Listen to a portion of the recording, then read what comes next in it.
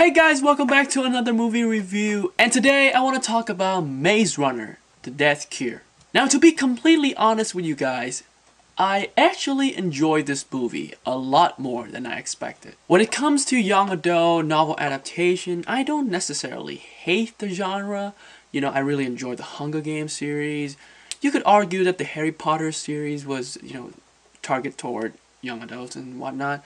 And I love that. I love that series. But then you also have, franchise like the Divergent franchise, the Twilight, the 50 Shades. So this third installment marked the end of the Maze Runner series, and I'm happy to say that this series is one of the better ones. Dylan O'Brien returned to the role of Thomas, and he was fantastic. The camaraderie between him and his crew really made this movie. I really loved the chemistry between him and Newt and Minho and one returning character, which I won't spoil.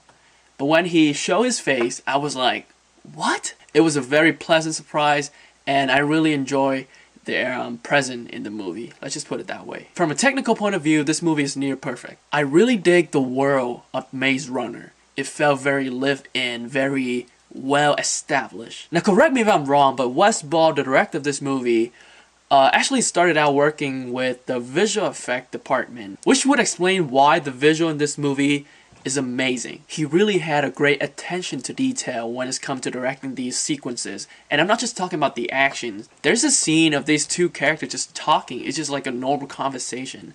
And they're talking near a window. And when you look out the window, usually you see like buildings and people and whatnot. Here you see a world, you see a real world with depth. You see a road, you see not just any buildings, but they have different sort of, construction to it, and you see cars running, on the road, and it just make the world. It's just like the little things like that. It's make the world feel very realistic. So the movie looks great. It sounds great. The sound mixing and editing in this movie is top notch. And John Paesano scores. Oh my God. This man did the score for the first two Maze Runner movie, as well as Marvel Daredevil and The Defenders. The Death Cure score is by far his finest work to this day. It is epic. Now, one thing I can't really fault the movie for is that the callback to the second movie is not as effective as the callbacks to the first movie, because you see, the second movie, Scorched Trial, is not as good of a movie as the first Maze Runner movie. So when you make references to the first movie, it would hit me harder than references to the second one. So I can't really, it's not really a flaw of the third one. Now, my absolute favorite sequence of the movie is when Thomas and his friends had to infiltrate the Wicked headquarters. So basically they had to put on a mask, and with no dialogue or any exposition at all, they were able to establish what is going on and who is who, and that is just really excellent directing. Now, if the movie is 2 hours and 20 minutes long, and it didn't feel like it until you get to the ending. And this is where it got kind of tricky for me, because I really enjoy the final act of this movie. It is thrilling, non-stop action, and something that happened to one character that I won't spoil. But it's so emotional, and it really hit me. But similar to the last two films, this movie has a terrible ending. The movie just wrapped up too many times. There are scenes that it would make you feel like it's about to end. Like the way the music, the sounds, and the ways of film. It just feels like, the credit is about to roll. But then it would start again, and it's not like, it happened one time. It happened at least 3 times at the ending.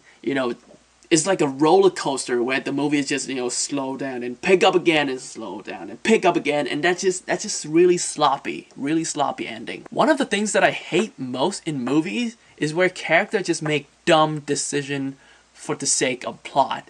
There are so many things in this movie that could have been prevented if the characters just use some logics, use their brain. Wes Ball, he wisely tones down some of the things that we have come to hate about these, young adult adaptation, which is the romance, the use of subplot. You still got some of it, but not as much as, let's say, Divergence or Twilight. So in the end, The Death Cure is not as good as the first Maze Runner movie, but definitely a big improvement from Scorch Trial. It is well directed, very well acted, has terrific action sequences, and a very exciting third act, even though it was sloppily wrap up. Despite its predictability, some narrative flaws, and the pacing could have been a bit better at some parts, and an ending that could have used a lot more improvement, I still had a good time with Maze Runner The Death Cure, and I'm gonna give this movie a 7 out of 10.